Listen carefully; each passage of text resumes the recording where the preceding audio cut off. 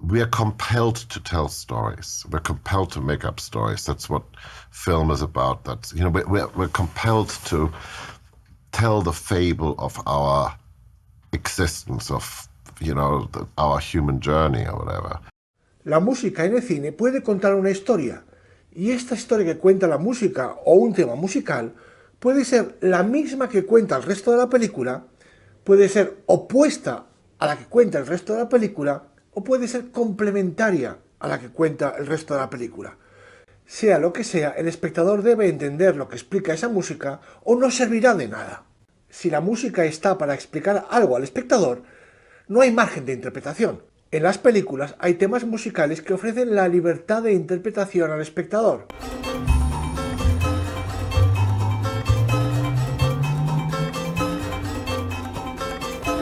Pero también hay temas musicales que no dan margen a la interpretación personal y que deben ser entendidos en lo que significan o no serán útiles.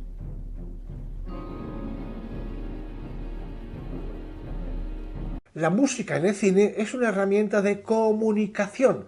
No está en las películas, o no debería estar en las películas, solo para adornarlas, hacerlas bonitas, aunque es una opción. Pero cuando la música es narrativa y por tanto se comunica con el espectador, le da información, no solo emoción. Cuando intentamos entender qué es lo que hace un tema musical para explicarlo, tenemos que observarlo en todas sus apariciones en la película sin poder saltarnos ni una sola escena. Y de esta manera podremos entender qué es lo que aporta ese tema musical concreto en el resto de la película.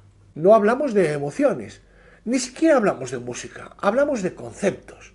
El tema musical de un personaje, por ejemplo, si logramos que el espectador vincule ese tema a ese personaje, bastará con que hagamos transformaciones dramatizadas de ese tema musical para que el espectador entienda que esa música está hablando de lo que le está pasando por la mente a ese personaje. Ese es el enorme poder de narración y de comunicación que tiene la música.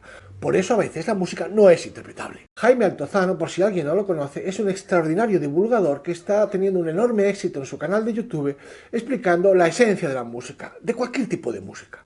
Es un hombre brillante, inteligente, culto y muy apasionado. Le ha dedicado algunos de sus capítulos a las bandas sonoras Juego de Tronos, Star Wars, El Señor de los Anillos, todos ellos muy pasionales y muy personales. Recientemente ha publicado uno sobre Interstellar que quiero contestar. No en la parte musical, pues no he de añadir nada a lo que ya brillantemente comenta, ni tampoco en la parte filosófica sobre el mensaje de la película, que también está muy bien explicado, pero sí sobre el uso de, en particular, dos temas musicales.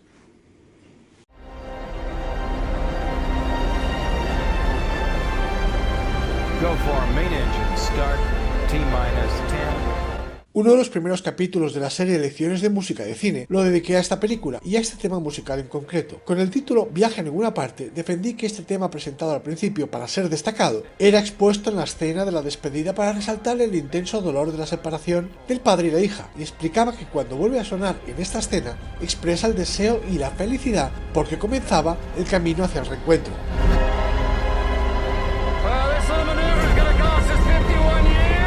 Pero como, según dije, el tema no volvía a escucharse en el filme, es evidente que aquí esta música no explica nada de aquí, sino que parece querer decirle algo al espectador. ¿Pero qué? Teniendo presente que no es el final de la película y que los latidos emocionales del personaje se explican con otra música, ¿no es este tema musical un viaje a ninguna parte? Me equivoqué. Para Jaime Altozano, esta música tiene otro significado. Ese es el dilema de Cooper, ese es el conflicto emocional central de toda la trama. La primera vez que lo oímos es según empieza la película, con el título. Y le damos sentido la siguiente vez que suena, cuando Cooper acepta la llamada a la aventura y abandona a su familia. I love you forever. Dos Coopers, el héroe y el padre.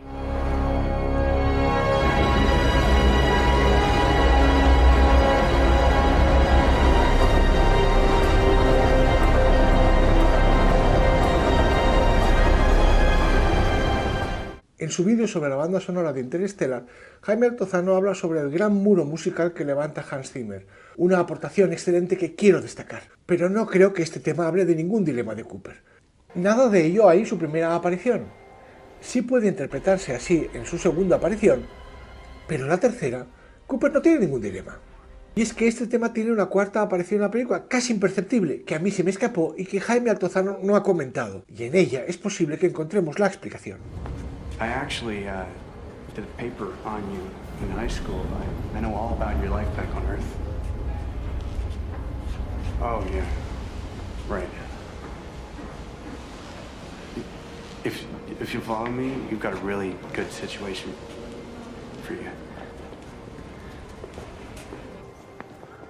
So, when I made my suggestion to Miss Cooper, I was delighted to hear that she thought it was perfect. Desde luego, este tema no es el deseo de reunión del padre con su hija que yo comenté, pero tampoco creo que sea un tema que hable del dilema de Cooper. Más bien, yo creo que este tema musical, en sus 4 apariciones, habla de la misión de Cooper. Al principio de la película, escuchamos la música y vemos naves espaciales.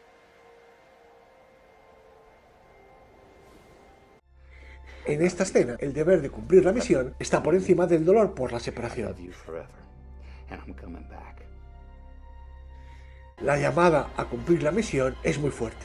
2, 1, booster ignition. La misión en un punto álgido. Misión cumplida. So, when I made my suggestion to... Para la relación padre-hija hay otro, que podemos llamar el tema de Cooper y Murph.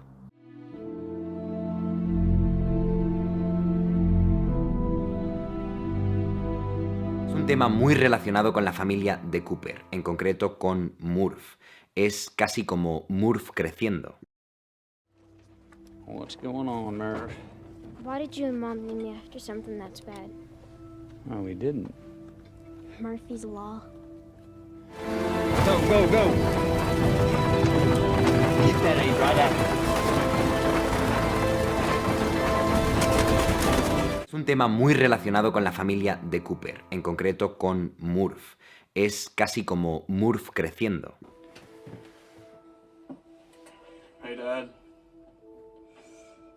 No es la música de padre e hija, es la música que une a la familia. Finished second in school. Aquí expresa el dolor por la separación.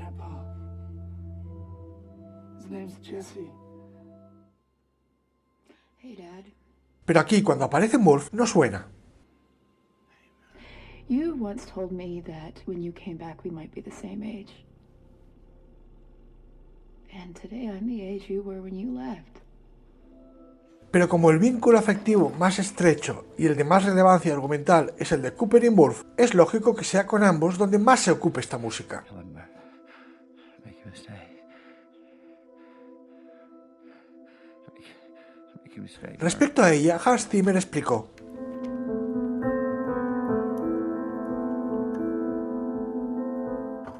You know,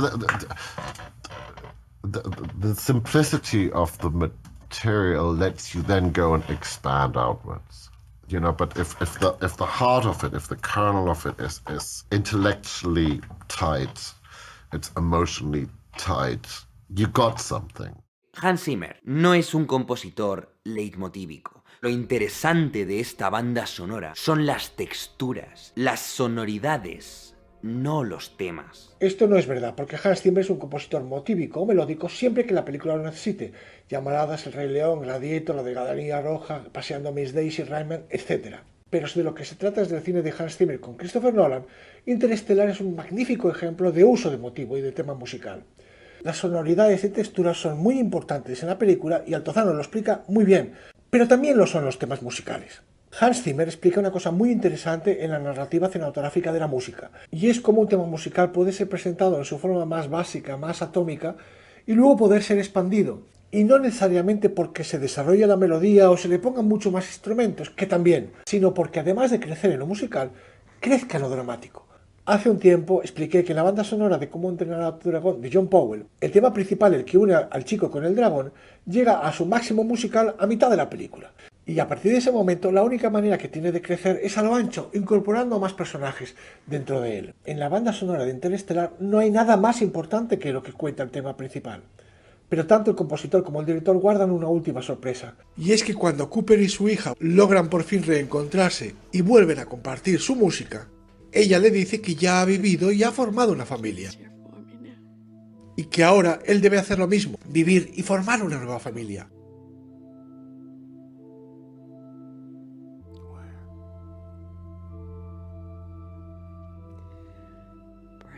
con Amelia Brandt